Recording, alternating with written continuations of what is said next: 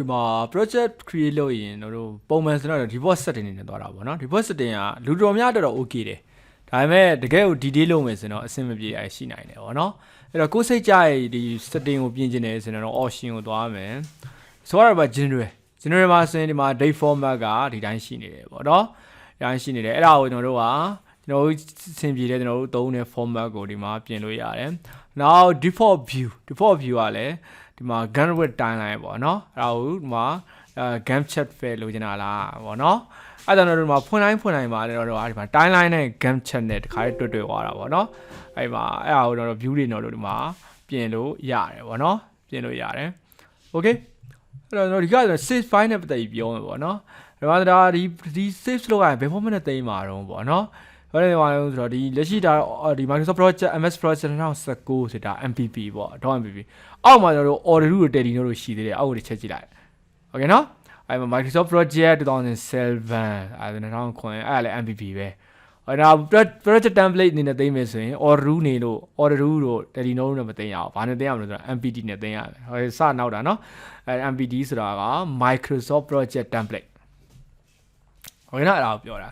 အဲ့တော့ project template တွေနဲ့သိမ်းမယ်ဆိုဒီမှာ format တစ်ခါလေးရွေးပြီးတော့ရတယ်။အဲ့တော့ဘယ်နေရာမှာသိမ်းမလို့ပေါ့နော်။အဲ့တော့ကျွန်တော်တို့က C ထဲမှာဆိုတော့မသိမ်းသင့်ဘူး။အဲ့တော့ကျွန်တော်တို့သိမ်းမဲ့ folder တွေကိုဒီမှာတစ်ခါလေးချိန်ထားခဲ့လို့ရတယ်။ဟိုဒီထဲမှာကျွန်တော်တို့ဒီမှာ Microsoft project တွေပတ်သက်တယ်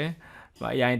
IND Microsoft project အဲ့ဒီထဲမှာသိမ်းမယ်။ Okay ဒီမှာ location change သွားပြီ။ဟုတ်ရဲ့နော်။ခုန S ထဲမှာခုန D ထဲမှာ။အဲ့တော့ auto save လုပ်မယ်။ auto save ဒီမှာလုပ်လိုက်မယ်7 minute တခါသိမ်းမယ်ပေါ့နော်။7 minute တခါသိမ်းမယ်။ Okayအသိတဲ့အခါမှာဒီလက်ရှိ active ဖြစ်တဲ့ project ပဲသိမ်းပါလားဒါမှမဟုတ်ဖွင့်ပြ project အားလုံးသိမ်းမစင် save all open project ပေါ့နော် project အဲ့ကွန်ပျူတာမှာ default အနေနဲ့သိမ်းမယ်ဆိုရင် save to computer by default အဲ့ဒါကိုကျွန်တော်တို့ကရွေးထားလို့ရတယ် template လည်းကျွန်တော်တို့ဒီမှာ